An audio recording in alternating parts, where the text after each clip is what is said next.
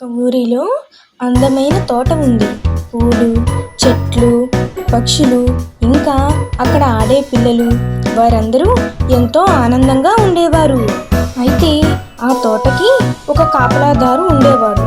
అతన్ని అందరూ giant giant అని పిలిచేవారు.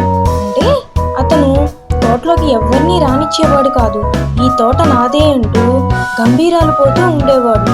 అందుకనే అతన్ని జైంట్ అని పిలిచేవారు. అయితే ఈ ఈ పిల్లలందరూ ఆడుతూ ఉండగా, ఈ తోట నాదే, ఎవ్వరూ నా తోటలోకి రావద్దు, ఎందుకొచ్చారు అనే వాయిస్ పిల్లలకి వినిపించింది. పిల్లలు వెంటనే భయంతో పారిపోయారు.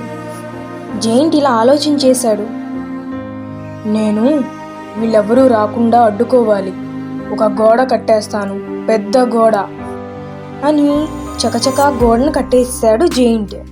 అప్పటి నుంచి పిల్లలు రావడం మానివేశారు. పిల్లలతో పాటు పక్షులు రావడం మానేశాయి. వసంతం, వేసవి రావడం మానేశాయి. అక్కడ శాశ్వతంగా శీతాకాలమే ఉంది. దాంతో జైంట్ చాలా బాధపడ్డాడు. అరేరే, ఎందుకని నా తోట ఇలా అయిపోయింది? ఈ పిల్లల్ని వద్దు అన్నందుకు ప్రకృతికి కోపం వచ్చిందా?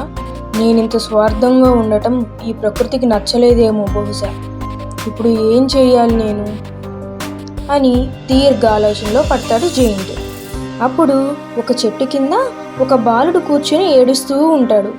జైంట్ నెమ్మదిగా ఆ బాబు దగ్గరికి వెళ్ళి, ఏంటి బాబు, ఎందుకు ఏడుస్తున్నావు అని అడిగాడు. దానికి బాబు ఇలా సమాధానం ఇచ్చాడు, నేను రోజు ఇక్కడ నా స్నేహితుల్ని కలుసుకునేవాణ్ణి, మీరేమో నా స్నేహితులు రాకుండా ఆ గోడ కట్టేశారు, అందుకే ఏడుస్తున్నాను అని సమాధానం ఇచ్చాడు. దానికి జైంట్ ఆ బాబుని చేతిలోకి ఎత్తుకొని, సరే నాయనా, నువ్వు దిగులు చెందకు, ఇప్పుడే ఈ గోడను పగలకొట్టేస్తాను, నీ స్నేహితులందరినీ తీసుకునిరా, అందరూ ఎప్పటిలాగే ఇక్కడ ఆడుకోండి అని సమాధానం ఇచ్చాడు. వెంటనే జైంట్ ఒక సుత్తి తీసుకొని వచ్చి గోడని పగలకొట్టేశాడు. దాంతో మరలా పిల్లలందరూ ఎప్పటిలాగా తోటలోకి రావడం చూశారు. కానీ జైంట్ అక్కడే ఉండేసరికి కొంత భయపడ్డారు. జైంట్ మాత్రం ఆ పిల్లలను దగ్గరికి తీసుకొని, రండి నాయనా రండి, ఆడుకోండి, ఈ తోట మీది కూడా, నా ఒక్కడిదే కాదు, ఇక నుంచి ఎప్పటిలాగా ఆడుకోండి అని పిల్లలకు చెప్పేసరికి పిల్లలందరూ ఎంతో సంతోషంగా వచ్చి ఆడుకున్నారు. అలా ఏళ్ళు గడిచే కొద్దీ పిల్లలు మారుతూ ఉన్నారు. చక్కగా పిల్లలు వచ్చి ఆడుకునే వాళ్ళు ఆడుకుంటూ ఉండేవారు. జైంట్కి ముసలితనం వచ్చేసింది. జైంట్ ఒక చెట్టు కింద కూర్చొని పిల్లలందరి ఆటపాటలను చూస్తూ ఉండేవాడు. సడన్గా ఒకరోజు చిన్నప్పుడు ఒక చెట్టు కింద కూర్చొని ఏడ్చిన బాలుడు మళ్ళీ తన ముందు ప్రత్యక్షమయ్యాడు. తనని మళ్ళీ ప్రేమగా దగ్గరికి తీసుకొని హత్తుకుంటాడు.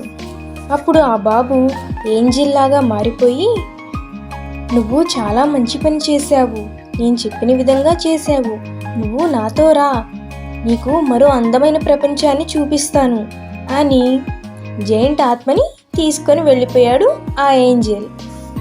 పిల్లలు, ఈ కథలోని నీతి ఏంటో తెలుసా? పంచుకోవటం వల్లే నిజమైన ఆనందం వస్తుంది. స్వార్థం ఒంటరితనాన్ని మిగులుస్తుంది. శరీరానికి ఆటలు ఎంతో ఆరోగ్యకరం. మనం ఎంతో ఆరోగ్యంగా ఉంటాం కాబట్టి చక్కగా ఆడుకోవాలి.